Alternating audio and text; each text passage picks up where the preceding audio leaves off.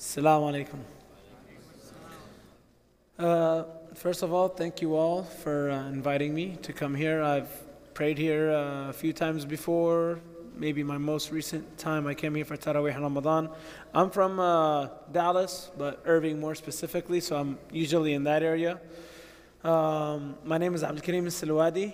I'm a professional MMA fighter, and before we started, I could tell there was a lot of questions of like, how did you get into MMA? What made you pick this sport out of all the sports?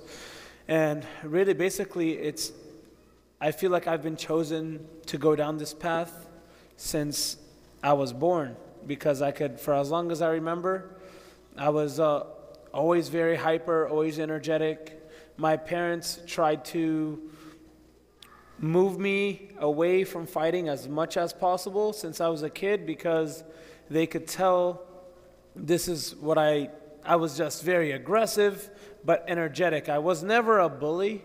I actually bullied bullies, you know.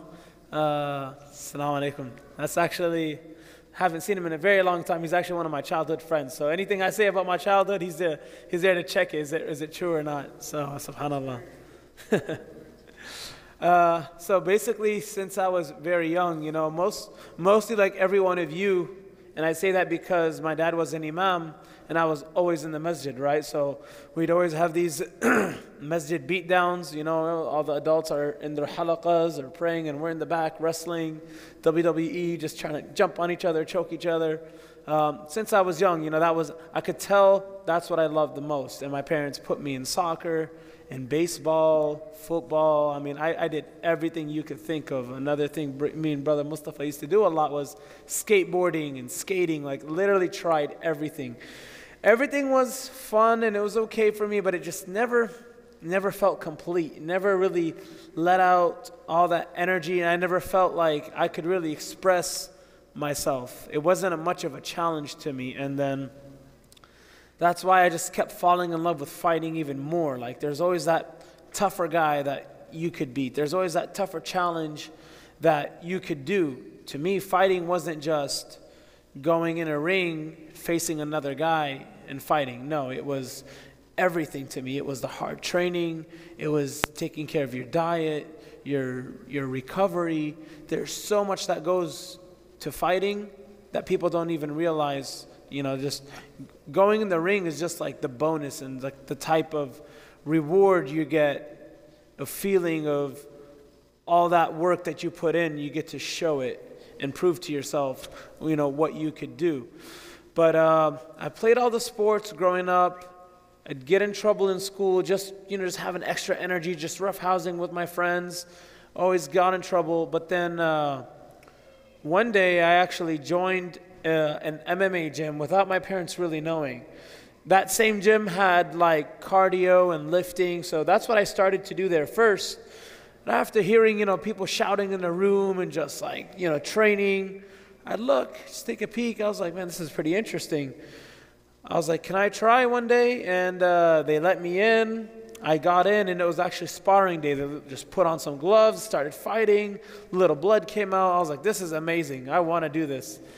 So I started to train. At this point, I was like 15 years old, where I just started to train in like this neighborhood gym. My parents didn't really know about it, but then one day they announced that there was going to be a championship going on, and I signed up for it right away. And leading up to that championship, that's when I told my parents, by the way, I've been training. I was doing Muay Thai at that time, which is like kickboxing, boxing, kicks, elbows, and knees. And then I actually invited my dad. I was like, can you come watch me fight? Like, this is my first time. At this point, I was 16. And he said, look, I'll make you a deal. If you win the first day, because this was tournament style, if you reach the finals, I'll come watch your finals fight. So to me, that was like a really big motivation, and I was like really nervous. Like, how do I tell my parents that I'm training? I just ended up telling them like I have a fight, like right away, not even I'm training. So I was really happy that he was accepting it, and he was excited for it, and he said, reach the finals and I'll come watch you. Alhamdulillah, reached the finals. He came, I won the finals. And that's whenever everything just started to happen really quick, you know. At this point, I had my parents' support for me, which is actually really crazy because my dad didn't just not mind me fighting. At this point, my dad he wanted to become one of my coaches. He became very involved coming into all my training. And this is something I really have to give my dad his credit to the success that I had, because I was very young and my dad was like my best friend. So we did everything together. We go to the gym together. We trained. We go to the fights. He was there as my coach. So, because I skipped a lot. My dad was a fighter himself when he was younger. And the reason he didn't let me fight was because, you know, I was very energetic and rough, and they thought that if they put me in training, that I'd become even more aggressive. I'd become even more rough, which was the total opposite. When I started training was the last time I've ever gotten in trouble in school for doing anything, because you don't just teach kids how to fight.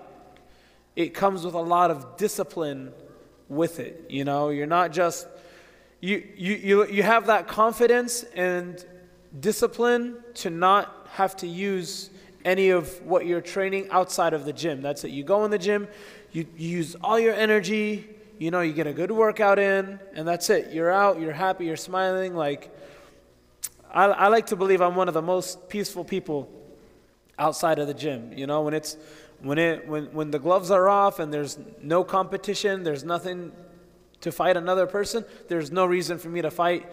And it's even actually hard to get under my skin. You know, road rage, someone honks or swears at me, curses at me, something, I'm wearing a kufiya, someone says something, keep my cool. There's no reason to fight back if I'm not actually having to defend myself or family.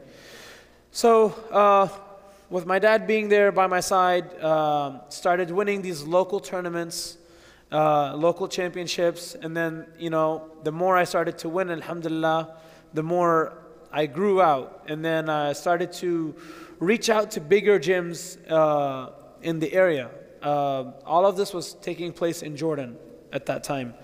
And I reached out to a gym and I said, hey, I see you guys have some professional MMA fighters. I wasn't an MMA fighter at that time, it was just Muay Thai. I said, if you guys need any bags, you know, to work on, like, consider me a body bag, you know, like I wouldn't mind going to fight those famous people on TV, maybe get beat up, but at least I'll learn a lesson or two from them. And they actually said, we do need some help, that we got these guys that got fights coming up, so come over. I went there knowing that I might get beat up, you know, especially me being 16 years old, 17. But, you know, these guys on TV, you know, I was like, let me just try. Let me just see how it feels to, like, fight one of them. And to my surprise, I was actually doing very good against them. I was getting them in the hits, but then they would take me down. If you know MMA, I didn't know any ground game, so they would take me down. That was the only advantage they had. But when we were standing, I was landing all the strikes. And I was very aggressive, and the coach there really, you know, liked my style. And he said, look, you got a future in you, just keep training. And I just kept saying, when can I fight? When can I fight? And they're like, listen, kid, you're still young. Like, just keep training, and you never know, your time will come. Little did I know my time would come just 2 months after that, which you're not even allowed to fight legally. They didn't know my age until after I signed up, because the way I carried myself with everything, they thought I was 19 or 18. I was still 17 at that time. And one day the coach called and he said, hey, someone pulled out, they got injured, the fight is in 10 days, would you be able to fight, you know? Right now, at this age, this experience, I'll be like, you know, wait, let me talk, let me see my manager, let me see the team, let's talk. At that age, I didn't know anything. I was just like, yes, right away. Like, you know, I didn't even think. Said yes, we took the fight. In 10 days, I had to learn, you know, how to defend yourself on the ground, how to get up, this and that. Alhamdulillah, God willed it for me to win. I won in the first round. I knocked the guy out. And then, you know, this is whenever, like, everything changed for me, because, you know, I was still starting high school that year, and I was fighting guys that were, like, just men on TV, famous people. and I'm just a little kid on TV. So every fight I had that year, I was the underdog. Everyone thought like, okay, this little kid got lucky the first time. He's not going to get lucky again. Boom, I beat the next guy, knockout, third round. Then they're like, okay, you know, he got lucky twice. Now he's going against one of the best guys in the Middle East. He finishes everyone in the minute and a half. Like the longest fight he had at that point was a minute and a half. He just finishes people right away. Everyone right and left was telling me like, hey, you know, you're going to lose that fight. It's okay, we're still going to love you. And I was just like crazy in my head. I was just like focused, training day and night, just imagining winning, imagining like everything, like hard work. I had the best coaches around me. I went, and these coaches didn't just come to me. I had to look for the best boxing coach, the best wrestling coach. It was very uncomfortable. I'm talking about nightmares. I'm talking about, you know, waking up, you know, you just, something happened in the fight, and you're like, oh, no, the fight isn't there yet. And at the same time, I was finishing high school. This was like in MMA, you don't fight every weekend. You know, you fight about 3 fights a year if you're lucky, maybe even 2. It takes a lot of time getting ready for each specific fight, to lose weight, injuries, all of that. And I was just very laser focused, heading on to like one of the biggest fights of my life at this point. This one was for the title. And alhamdulillah, got in the fight, you know, knocked him out in the first round in the 4th minute. And this was like this was a very big deal to me, because I was always considered the underdog. I was always considered like, you know, you're just getting lucky each fight by some way. And I'm like, how am I getting lucky? Like, you don't see what I'm doing. Like, I'm actually throwing the punches. I'm moving. I'm avoiding the hits. I'm doing this. And I just wanted to keep proving to myself that I could do better. Even every time they say I can't, it was like the biggest motivation for me to do more. And that's easier said than done. You know, when people think and say, you know, you can't, you hear it from one guy. From 2, you start thinking and doubting yourself, well, maybe I can't, you know? And that's whenever you have to really tap in to your own mind and say, if you want to do this, there's nobody that's going to stop you, right? And you have to put in the work, you know, aqid wa tawakkal. You have to put in the work, put in the training. At the same time, tawakkal ala Allah, and just go to the fight knowing that you did all the training, all the preparation that you could have possibly done to get ready for this. And then, alhamdulillah, from there, defended my title and just fought many fights after that, and then moved here to the States and just continued to fight. And then when I reached a certain age where I started to coach people, because I was training and fighting, and then people in the community started being interested. Well, how do I get into MMA? How can I train? Or people started telling me about how can they train their kids. I wanted to do something for the community. So when I came here, specifically in Irving, started to work with like the Hifdh program there, the Islamic school there, started to have my own kids training program, training for the adults. And all my training is focused to the Muslim community, because I feel this is something we need. More strong, confident Muslims. MashaAllah, we have plenty of doctors, plenty of engineers, plenty of everything great you could think of, but we don't have yet as much athletes as we should. And I'm not saying we need just plenty fighters, really just athletes in general, because there's so much that comes with being an athlete that can benefit you and the people around you. Just the amount of hard work. I was telling a brother before we started, this is, you know, just being an athlete or fighter doesn't just come with like getting punched in the face and the bruises and all those injuries that parents are worried for their kids. You know, I mean, I became a parent myself a few years ago, and it scares me every time, you know, he's about to fall or something's going to happen to him. It does scare you. So I understand what the parents are thinking, but at the same time, you can't control everything. You know, that life is going to happen to your kid one day. You know, life is going to happen, and when life hits hard, and life isn't always going to be fair. Life doesn't play by the rules. So you have to be prepared for whatever life has to offer for you, whether it's going to be hard, whether it sends you bad friends, whether it sends you, you know, enemies, or whatever happens, you have to be prepared for it. And for me, I felt like there is nothing that's going to happen outside of the MMA gym that's ever going to be harder for me to handle, because I go through hard training, hard things every single day as a professional athlete, as a professional fighter, from injuries, from the mental just pressure that comes from competition, from people telling you you can't beat this guy to you beating him, from people telling you you can't beat this guy, then he actually beats you. Like that even adds even more pressure to you. Like, I trained really hard. Why did I lose? Why did he do this? Why did he do that? But if you learn how to fight, and I don't mean physically, if you learn how to fight these mental battles and control your emotions and control yourself when it's hardest, then you become unbeatable. If you could right now get into a car accident, you say, okay, alhamdulillah, it's okay as long as I'm safe. If something happens to you and you end up cutting your leg, your broken arm, you say, alhamdulillah, I have another arm, I have this, you can always find a way to look at the positives, then you will become unbreakable. And I learned that specifically through fighting, because you could plan however you want something to go, and it might not go your way.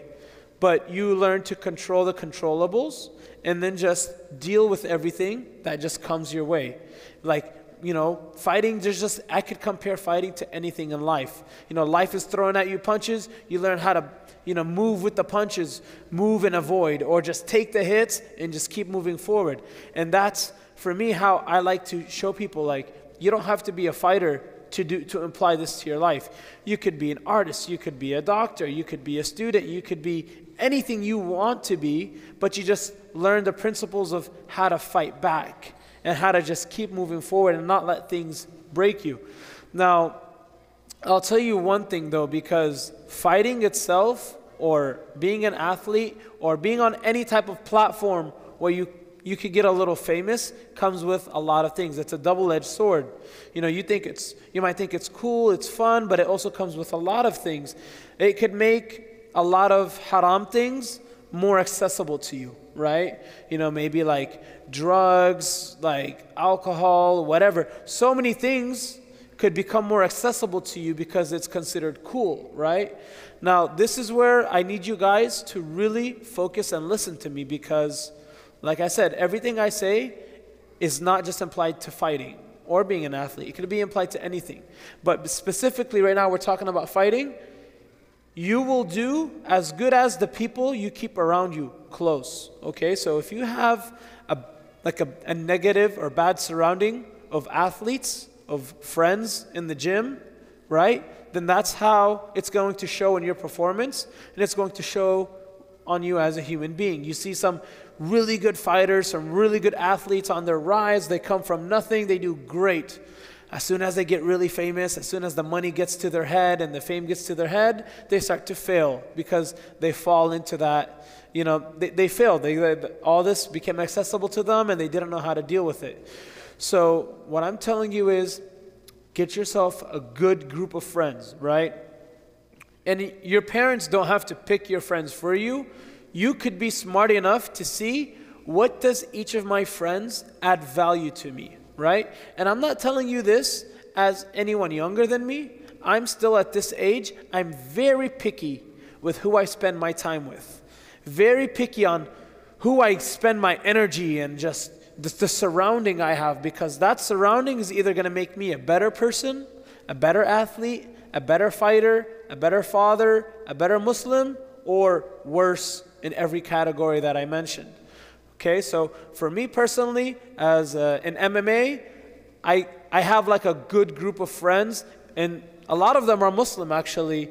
And we train together, we fight together, we eat together, we cook together. There's a lot we do together. We go to the Masjid together, and this way it's like motivating each other, holding each other accountable for everything that we do. Like, hey, why did he come to the Masjid yesterday? Hey, why did you skip training? Why'd you do this? Why'd you do that? So all of that could help you become a better person. Now, I tell everyone that I see and that I meet, you should go train. Train MMA. I didn't say be a fighter. I don't say compete for competition, but train MMA.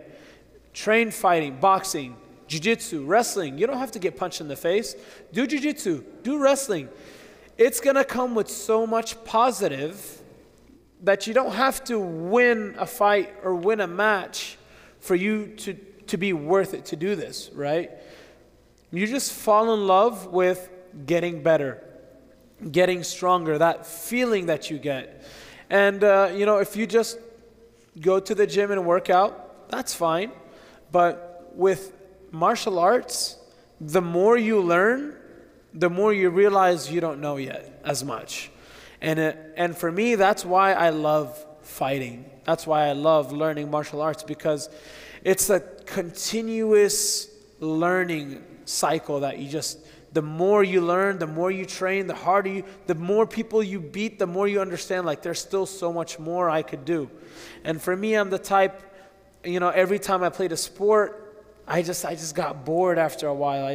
Basketball wasn't enough, football wasn't enough, baseball wasn't enough. I wanted more. And for me, specifically from fighting, it always gave me that challenge. Until now, until this age, I still get very nervous. Every time I get a fight, I'm like, ooh, this is the one. Like, this is the one that counts the most. This is the most important fight in my life. Imagine, like, maybe 100 fights later, like, I do jiu-jitsu, I do all kinds of fights. I'm always active. And once I finish a fight, I'm already ready for the next one. What's the next step? All of it, but I always get very excited. What can I do better? How can I make this perfect? How can I be a world champion? Alhamdulillah, I won 3 belts so far. 2 of them were world championship belts. And every time I got it, I'm like, yeah. Okay, what's next? Like, who's the next guy? And then the guy rises up. Well, this is the next champion that could beat that guy. And I'm like, yeah, you think so? And it always brought out the best in me. So, I never wanted to just be average. I never wanted to just do the same thing every day. And that's what made me chase and follow this crazy path that people think, like, well, how do you do this? Well, are you sure you still want to do this? Even when I, remember I went to propose for my wife, and my father-in-law, he told me, okay, we get it. I was young. I got married at 20 years old. So he was like, so what are you going to do when you're, done playing this? Like this with his hands. So whenever you're done playing this sport, what are you planning to do? What's your career? And I was like, Uncle, this is what I do. This is what I do for a living. Eventually I'll start training, start training clients, start training students. But this is my career. This is what I love to do. And, alhamdulillah, he just believed in me. And alhamdulillah, here we are. I've been fighting many fights since. The dream since day one wasn't just to win the world championship belts that I won. It was to enter the UFC. And alhamdulillah, fight after fight, kept winning, and actually just joined the UFC last year. And for me, fighting was my way to represent who I am. Everyone has their own platform. For me, I use fighting to represent that I am a Muslim and I am Palestinian. So, I feel like if I wasn't popular, how would I reach that many people and tell them about, what's going on in Palestine? And I'm telling you, this is way before what happened on October 7th. And alhamdulillah, people are now opening their eyes more. But since day one, which is that nickname that given me, Pride of Palestine. My last name that I get called by in the MMA fights is Kareem Selwady, which means Selwady from Selwad. That's not my actual last name. I just represent my village in every fight that I fight, and that's why it motivated me even more. I felt like I had a bigger purpose every time I got in there, every time they called my name, every time I raised the Palestine flag, every time I made sujood and said Alhamdulillah before the fights, after the fights. I felt like it was a big responsibility for me to represent who I am as a Palestinian, Muslim, here in America. And I want to motivate and inspire the next generation, the newer generation, to do the same. with everything or anything that you plan to do. Like I said, whether it's to be an athlete or to be any kind of successful person that you are, represent your religion proudly. Don't try to hide it. Represent your nationality. You know, like when I meet some, you know, Muslim fellow kids in the community, and I just like ask, so where are you from? They're like, oh, I'm American. No, you're not. You're not American. You may be Pakistani American, you may be Indian American, you may be Palestinian American, but be proud of who you are and your origins. Yeah, we are all American over here, but be proud of who you are. And you're an American Muslim too. Don't be shy away from that. And you know, just take that into where you go to school, where you go work, you know. Be proud of who you are. Be proud of your origins. Be proud of your religion. And you know, that stuff will come with your success. Don't try to hide that. You know, one of the most famous right now, maybe MMA fighter out there, Khabib Nurmagomedov. One of, you know, I feel like before him, you know, being Muslim wasn't cool, right? You know, now you hear Americans say Alhamdulillah just the way he said it. You know, like the different phrases that he said, Inshallah, Alhamdulillah, and he really opened up to the non-Muslim world about Islam through what? Through MMA, through martial arts. And like I said, martial arts could be used as a platform just to represent who you are. You could be like Conor McGregor, which I don't have to explain what kind of person he is. Obviously, his action speaks for him. Or you could be like a Khabib Nurmagomedov and represent your deen, represent your religion on the biggest stages in the world.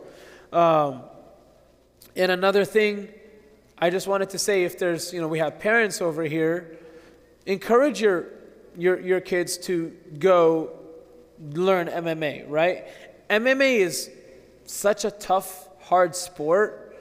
Like, don't think right away he wants to do MMA, boom, he's coming home the next day with a bruise, right? Like, MMA is very tough.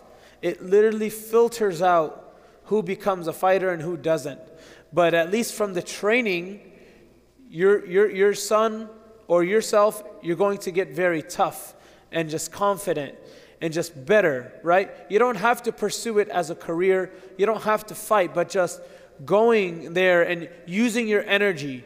And that reminds me of back when I was a student. You know, I was actually very good in school, right? I studied good. I had good grades.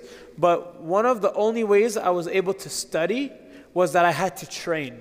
I couldn't sit and stare at a book for longer than an hour. Like, hours max, maybe 40 to an hour. I start to move. I start going like, all right, I need to train. So I'll go train. I come back, relax. Like, okay, now I'm ready to study again. And I would do that maybe 2 to 3 times a day. Study, train, study, train. If I put my mind to something, that's it. I was going to do it, and I was going to be very good at it. So if I wanted to study, if I had an exam, I made sure that I was doing good. So you can go ahead and like skip on all your schoolwork and then think that you're going to do good in martial arts, because it's all connected. You have, like, if you have a family and you're fighting, you have to take care of your family, you have to fight. And for me, I see, especially when I have a fight, when I am the most busy, the most, you know, just everything is all over the place, that's when I'm also the most focused in everything in life, you know. I believe in me personally that when I have a fight coming up, I'm even a better Muslim than I am on my regular day. And it's not like crazy. Like, why do you say that? It's like, I don't know. I just feel like, you know, I make dua more. There's just that feeling. It's like you're very nervous. You're training. You're focused. You pray more. You make dua more. Like maybe the day before your finals test, you start making dua all day. It's like, it's kind of the same way, right? So for me, I just feel like fighting always took all my energy and focus, that I wouldn't have any energy or focus left to do anything bad, right? You know, I was in school, and, you know, all my friends in school at that point were like, you know, what are you doing? Like, hey, let's go hang out, let's go do this. And it wasn't necessarily bad things, you know, hey, after school, let's go hang out, we're going to the movies, or we're going to eat out. I was like, sorry, I have training. And they just thought I was crazy, like, you're at the gym all day, every day. Like, they actually felt sorry for me. Like, come on, like, come out and have fun. Like, come enjoy life. There's more to life than training. And I'm looking at them like, you're wasting your time. Like, I'm actually sad for you. Like, you're going to wake up a year from now and be like, man, I wasted my time. What do I do now? And I'm not going to be one of those, you know, I told you so kind of people. But alhamdulillah, I was blessed to, I knew what I wanted from day one. Like, that's it. I wanted to become world champion. That's what I wanted to do. I went to school. I went to college. I studied. I did everything that I wanted to do, right? I wasn't forced to do any of that. But I knew better. Like, I wasn't going to be like, yeah, I'm a full-time fighter. That's cool. I don't need to study. I don't need to go to college. I don't need to work. Because all of that is nonsense. You know, it's if you just think like that, you're not going anywhere. You need to build yourself. But, you know, to some people that I knew in school, same people that wanted to just party and hang out all the time, every 2 years they change their major in school because they just, you know, it gets tough, it gets hard, and they're just like, this is too hard. They figure that it's too hard and it's not what they want 2 years after they already started. So that's why also it brings me back to how fighting helped me. You always find a way around your problem. You think something is hard, everything's going to be hard. Fighting, as much as I love it, is the hardest thing I ever did and still do. It's incredibly hard.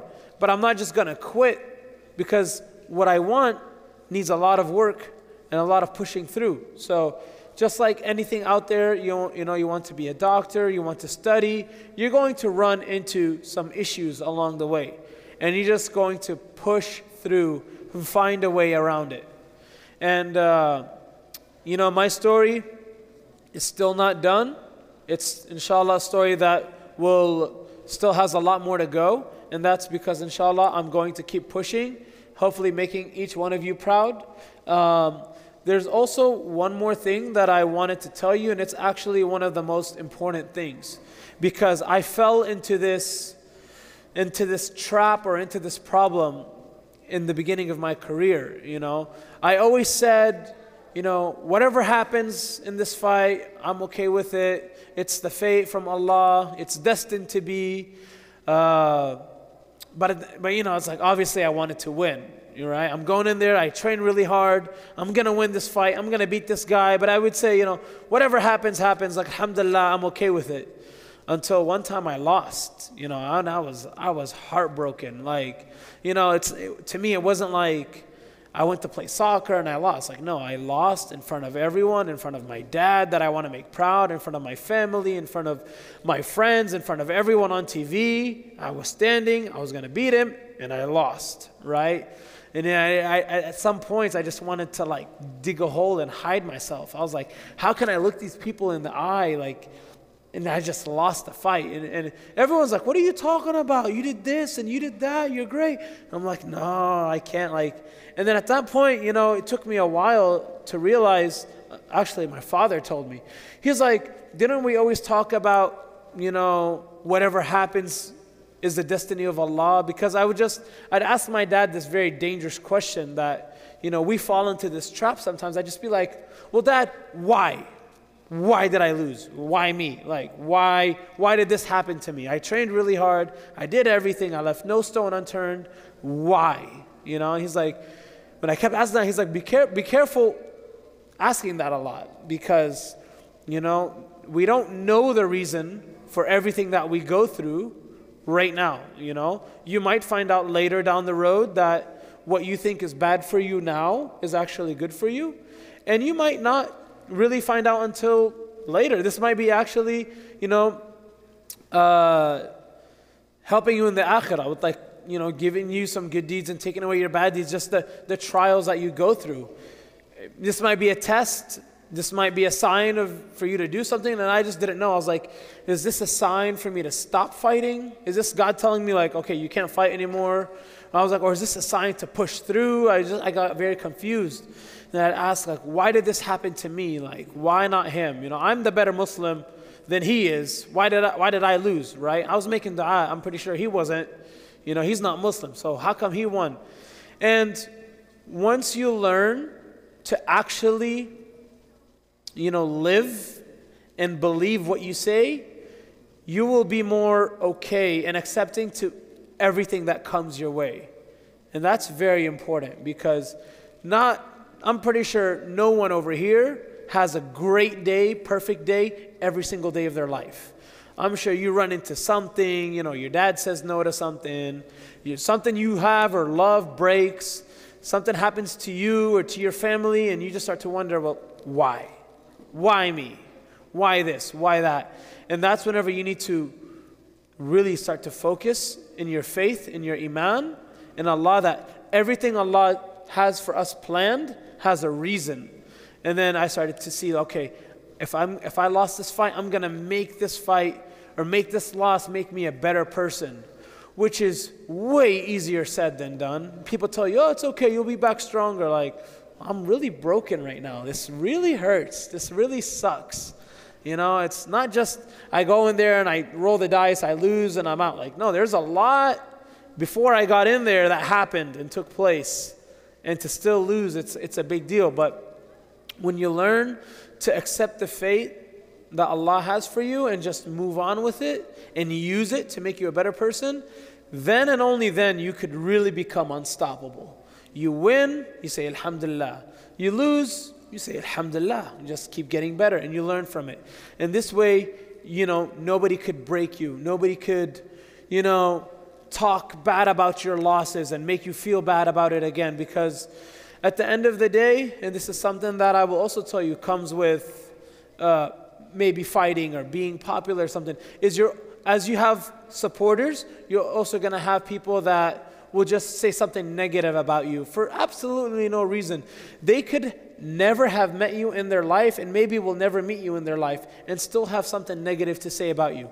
Just because, whether it's because you're Muslim or like your nationality, or just because they're sitting on the couch and watching TV and they see you and they have something to say because they feel like it, right? And you have to not let that get to your head either, which could also be said and done, easier said than done. But, as the type of person that I was, I never really listened to anyone anyways, but specifically the people that their opinion didn't matter to me. So for me, my father, my coaches, my elders that are around me, their words were the only words that mattered. So if they said, you're not good enough, if they said you need to work on this, that, then I would listen to them. But to listen to just some random stranger that has something negative about me to say, like, that it doesn't even enter my ear for me to want to ignore it. Like, it's just, okay, all right, buddy. Like, why would I let that get under my skin?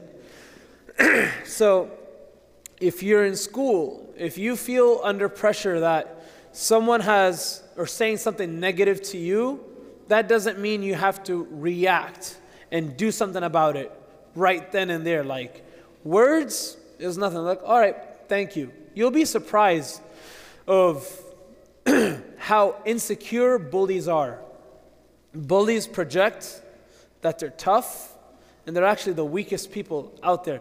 You'll see the strongest people that you could see, if you know any like really strong people in your life, I'm pretty sure they're some of the quietest, calmest people. Whereas the bullies, the people that show you that they're tough and strong, they always have something negative to say. It's only to hide just really how weak they are.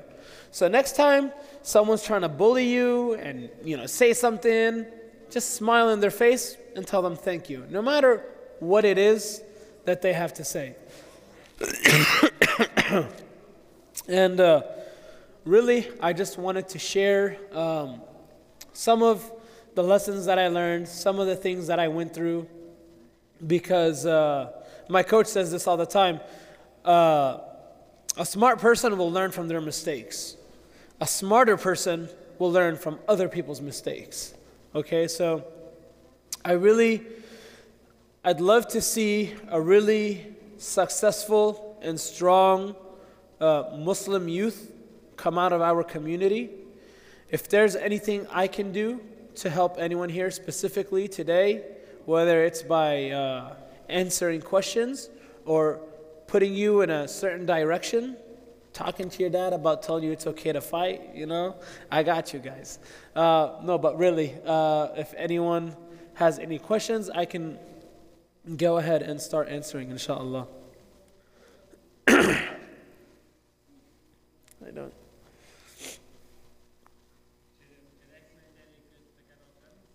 What is it? Do I recommend any good what? Beginner like programs? Gyms? I'm mostly in Irving. I'm not sure of the gyms around here. I did hear about there's two gyms around here. One in Frisco, I think it's called Rockstar Martial Arts. And there's another gym here. I can ask my friend after this. I could tell you. It's in the Plano area. Also, another good gym I heard in here in Plano is called Saxon Muay Thai. They have one of the best stand-up gyms over here in the Dallas area. Yeah, for sure. Yes. I know you mentioned that you surround yourself with good friends, but how did you not let yourself let money get to you? Obviously, we know your background, but obviously, when you saw the money, how did you take it in, and how did you, take it in yourself? Well, that's actually a very good question. For me, money was never like a source of happiness. I felt more happy from accomplishments and things that I see are very hard to reach, and people saying you can't reach it, and then reaching it or doing it. I feel more fulfilled by doing the harder things, and fame and money. I never really cared to chase it, because if you want to chase fame and money, trust me, fighting, you will quit way before you get that, because you're going to say so many times, this isn't worth it. You're not going to get money so many years and so many times and so many punches before you actually make any money. You're going to get beat up so much and go through so much before anyone knows who you are. So if you're chasing fame and money, like, go somewhere else, not to fighting. But also, to answer your question, alhamdulillah, I had a very good surrounding. I had good parents. Literally were like, maybe my first 6 fights, I would have them just wire the money to my father's account. Like, I know how much I made, but I didn't even care. Like, you just send it to my dad's account, and it was just in my dad's account. More as an adult, anytime I get money, I just put it on the side for some type of investment that I learned a good brother in the community is reliable and tells me about. I don't care about money to hold and to use and for as materialistic purposes. It does nothing to me. It doesn't excite me. It doesn't do anything. And as you get older, you start to even think about your children and what you're going to do for them. So I wasn't ever the type that really cared about what kind of expensive clothing I could get, expensive shoes or cars or any of that, where you just spend money. I look at some fighters or some actors or people with that are very wealthy, and I think what kind of style do they have? These shoes or these watches or these clothes that cost hundreds of thousands of dollars, they just look very ridiculous. And I was just like, what is that? I don't know where they find the beauty in, that kind of things. But yeah, surround yourself with good people. Trust me, it will always help you no matter what. Yes. Have you ever performed at a level lower than you could have done? And if so, how do you deal with that? That's a good question. And okay, brother asked, have I ever performed at a lower level than what I know I could do, right? And this is really what separates the amateur from a professional, right? And there's so many reasons that could go behind this, right? We could maybe start by physical reasons, let's say maybe you got sick. Maybe you're so good at the gym or you're so good at performing this and you got sick. But we're going to go to one of the core reasons of why this could happen frequently. And it could be just because of the athlete himself not controlling his emotions. Because let's say you're shooting a basketball right now outside in the court. No one's watching you. Out of 10 throws, you maybe land like 8 or 9. Whereas all of us right now will come out and watch you. You might land just 1 or 2. Even though you could just land 8 or 9 by yourself when no one's watching. So fighting is the same way. You have to control your emotions. Even though it's a fight and you're throwing fights, right? If you've ever gotten into an argument with someone, you got in a fight, and you had that adrenaline where your heart starts to beat and you freak out, you don't even remember what he said or what anyone said or what happened, you just forget. That's because you had no control over your emotions.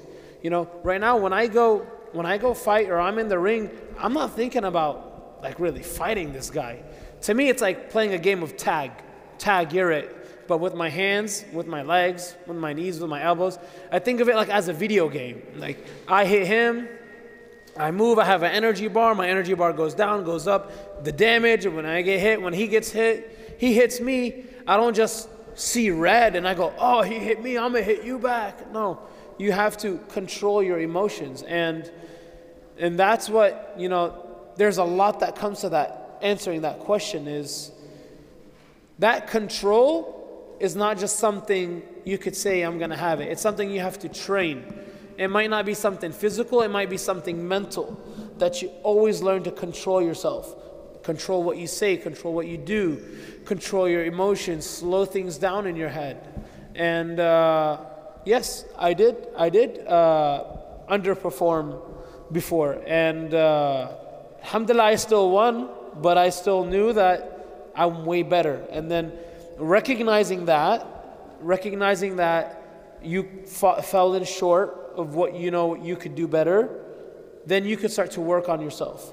And that's what I do after every competition or every fight is I go back to the drawing board, I write down on notes, and I start to talk to my close people, my coaches, my friends, like, hey, be honest with me, brutally honest, because if you just tell me, yeah, I did great, then guess what? There's nothing I'm going to fix. If everything's perfect, there's nothing else to do better, right? But be brutally honest. How could I have done better? What could I have done better?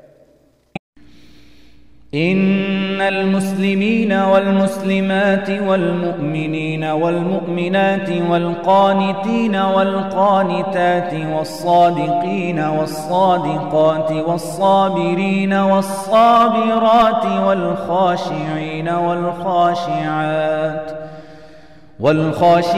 والخاشعات والمتصدقين والمتصدقات والصائمين والصائمات والحافظين فروجهم والحافظات والذاكرين الله كثيرا والذاكرات أعد الله لهم مغفرة وأجرا عظيما.